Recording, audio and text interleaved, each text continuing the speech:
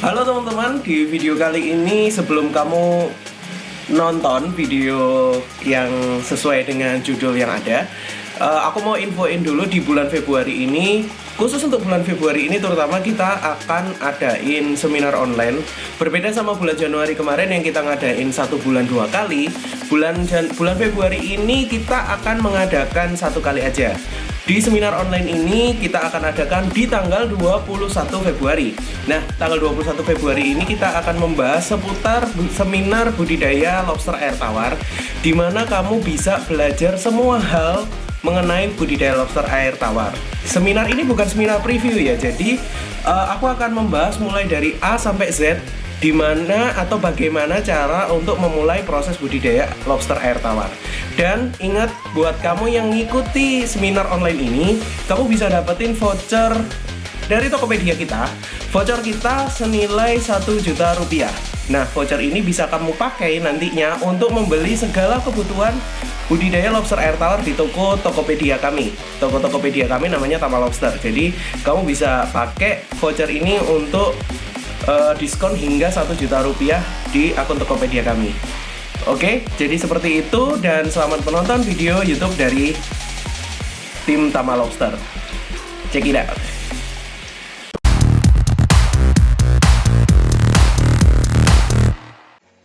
Halo teman-teman, kembali ke channel YouTubeku Pratama Megantoro. Seperti yang kamu baca di video ini, di judul video ini, kita akan membahas mana yang lebih baik antara fokus ke proses pembibitan atau fokus ke cetak ukuran konsumsi. Nah, kayak biasanya ya, kalau misalkan video kali ini isinya adalah voice recording aja, ini tandanya aku lagi ada kesibukan lain. Jadi sebisa mungkin aku akan tetap upload video YouTube juga. Biasanya kan aku akan isi voice over ini, kemudian kamu bisa nonton beberapa cuplikan videonya. Oke, langsung aja ke pembahasan. Ada 2 target market yang bisa kalian kejar ketika kalian memulai proses budidaya lobster air tawar. 2 target market yang bisa kamu kejar itu adalah, yang pertama adalah fokus ke cetak bibit aja atau fokus ke ukuran konsumsi aja. Nah, kadang kalau misalkan kita mau memulai budidaya, mana yang mau kita tuju, ini kadang masih bingung. Atau bahkan aku sempat menemui beberapa klien, entah itu yang mau bergabung ataupun yang sudah bergabung, antusiasnya tinggi, tapi untuk mengetahui bahwa adanya beberapa kendala yang mungkin akan mereka hadapi itu tidak terlalu mereka perhatikan. Nah, kalau kita ngobrolin mau fokus ke arah mana, kalian harus tahu dulu seberapa besar lahan yang kalian kelola. Jadi aku punya spare lokasi seperti apa nih yang mau aku pakai untuk budidaya lobster air tawar. Kemudian yang kedua itu lokasinya ini ada di indoor atau outdoor, karena ini akan mempengaruhi juga soal komponen kolam yang akan kita hadapi. Jangan sampai kamu sudah terlanjur membuat kolam, lahan, dan lain sebagainya, tapi ternyata ketika kamu mau fokus ke salah satu progres, malah tambah nggak bisa dikerjakan karena pembuatan lahannya juga sudah keliru. Nah, ini sempat kejadian dari salah satu calon customer yang dia menggunakan proses budidaya lele awalnya. Jadi mereka datang, mereka rencana memang mau pengen budidaya lele. Lahan yang dia pakai sudah mereka siapin semua di lahannya, sistemnya kayak gini. Aku nggak bisa share ya sistemnya kayak gimana. Cuman ketika dihitung pun, karena mereka fokusnya adalah hanya cetak pembesaran, dihitung ketika analisa bisnis dan semuanya itu nggak cocok. Nah, mungkin kayaknya lebih enak kalau misalkan aku juga akan share seputar itu juga. Jadi berapa pendapatan yang mungkin akan bisa kamu hasilkan ketika kamu mau fokus ke salah satu di antara 2 hal ini. Tapi aku akan lebih sharing dulu itu seputar salah satu di antara 2 ini. Aku akan sharing lebih baik pilih yang mana, kamu mau cetak bibit atau cetak ukuran konsumsi. Jadi benar-benar kamu harus ya tahu dulu lahannya seperti apa.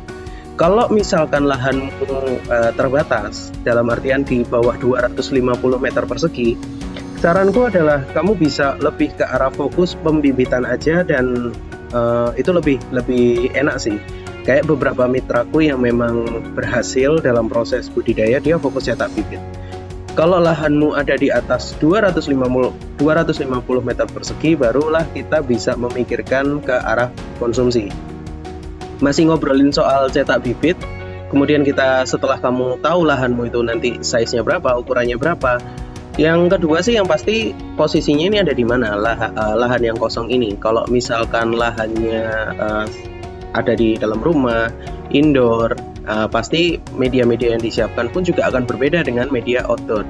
Kalau lahanmu ini di outdoor, ya pasti nanti persiapannya juga akan lebih banyak.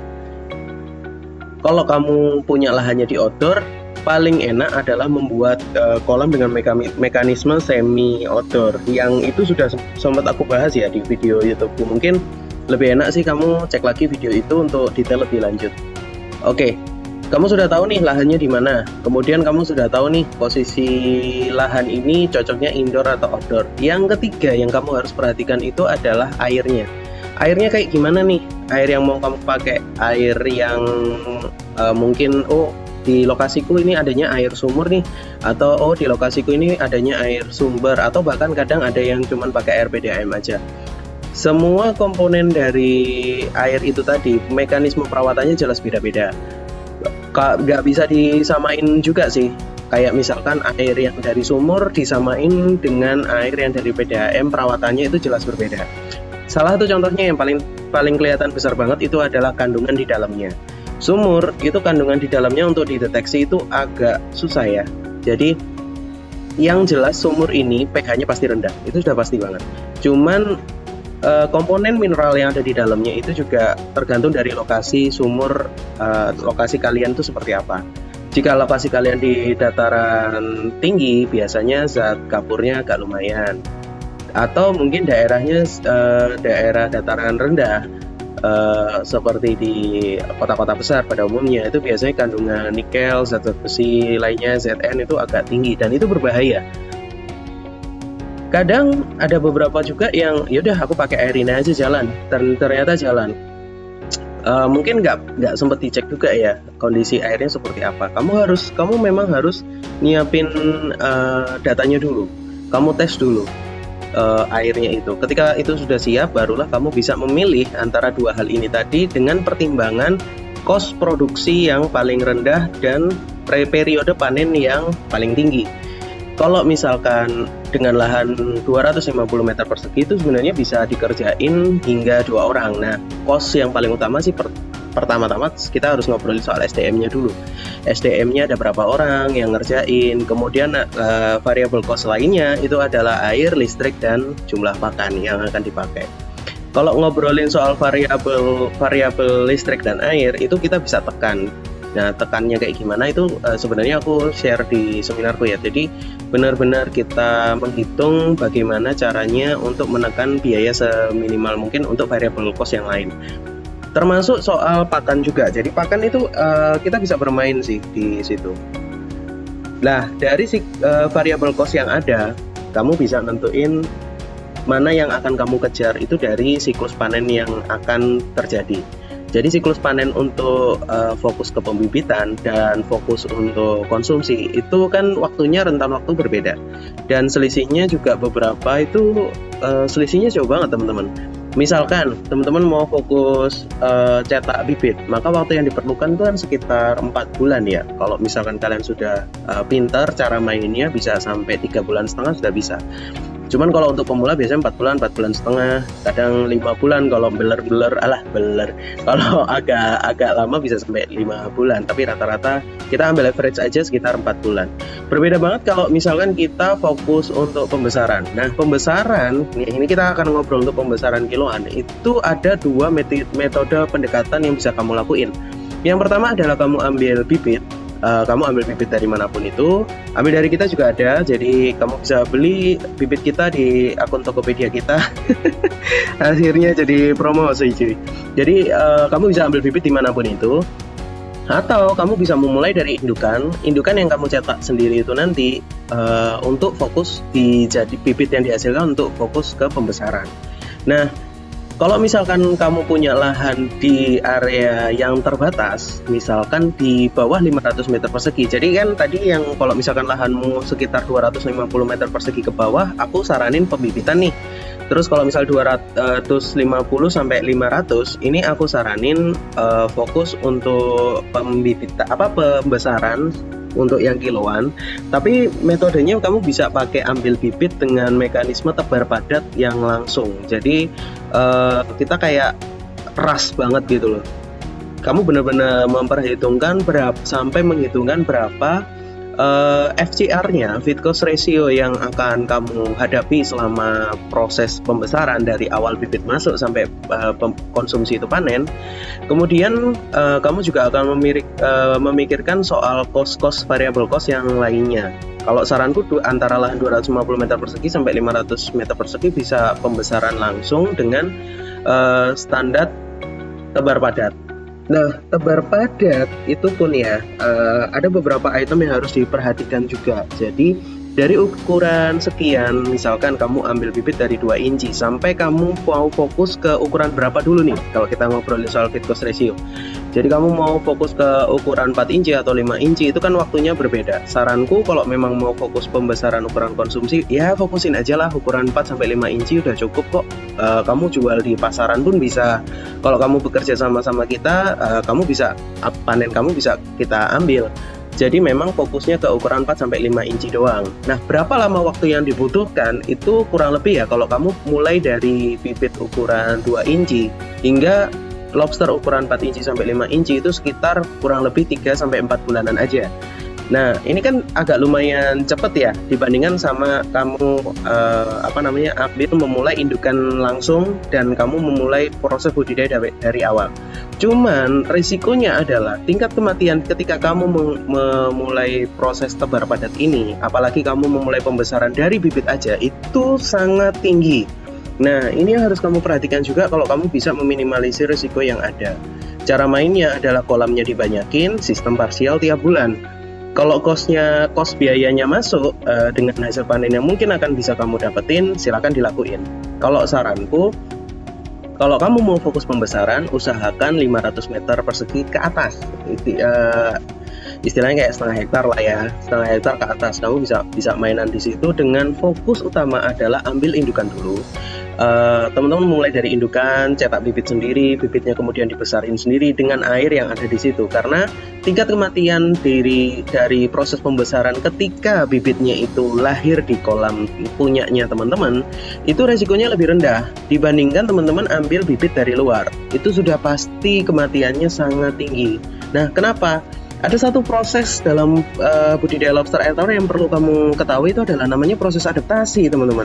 Dimana proses adaptasi ini sebenarnya adalah proses di mana tingkat kematian itu bisa sangat tinggi banget ketika lobster ini beradaptasi di lingkungan yang baru. Kalau ukuran indukan atau untuk lobster usia sekitar 7-8 bulan, itu kalau nggak salah size 5-6 inci aja, itu resiko kematiannya tetap ada di proses adaptasi. Gimana kalau misalkan bibitnya juga? Nah, itu yang harus kamu perhatikan. Meskipun kamu ambil lobster bibitnya itu dari lobster yang istilahnya geraknya bagus, terus lincah-lincah dan lain sebagainya, itu juga tetap resiko kematiannya akan tinggi karena adaptasi yang terjadi di kolam itu juga agak lumayan krusial juga. Jadi saranku kalau memang mau fokus pembesaran, mulailah dengan indukan.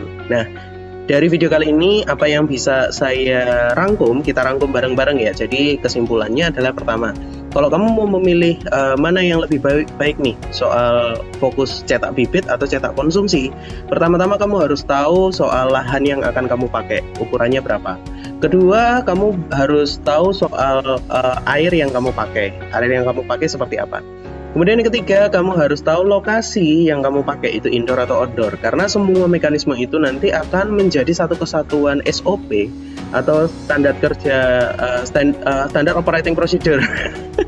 Saya Inggrisku belepotan, Pak. Standar operating procedure yang akan kamu lakukan setiap hari dalam memulai proses budidaya lobster air tawar.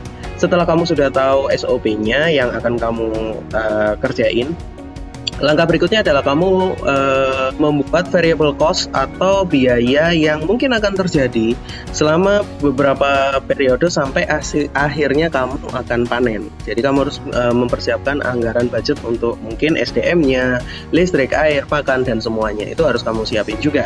Ketika kamu memulai, jelas nanti akan ada banyak kendala. Jadi usahakan juga kamu perbanyak teman-teman yang mungkin sama-sama budidaya lobster air tawar, atau kalau kamu bergabung sebagai mitra kamu bisa konsultasi sama kita sih, atau kamu bisa gabung grup Telegram kita yang akan kita buka khusus untuk semuanya, dimana semua teman-teman bisa masuk, tapi nggak boleh jual beli loh ya, karena aku sendiri juga nggak jual beli di situ. Kita sama-sama sharing soal budidaya lobster air tawar ini susahnya kayak gimana, kendalanya di mana, dan lain sebagainya. Jadi seperti itu.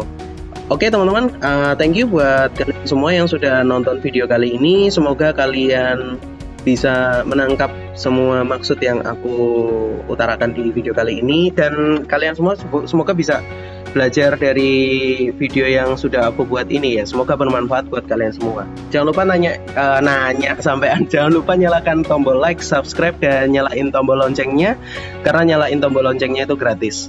Semoga bermanfaat buat kalian semua. Stay safe karena sekarang lagi COVID. Until next time and see you again besok. Thank you.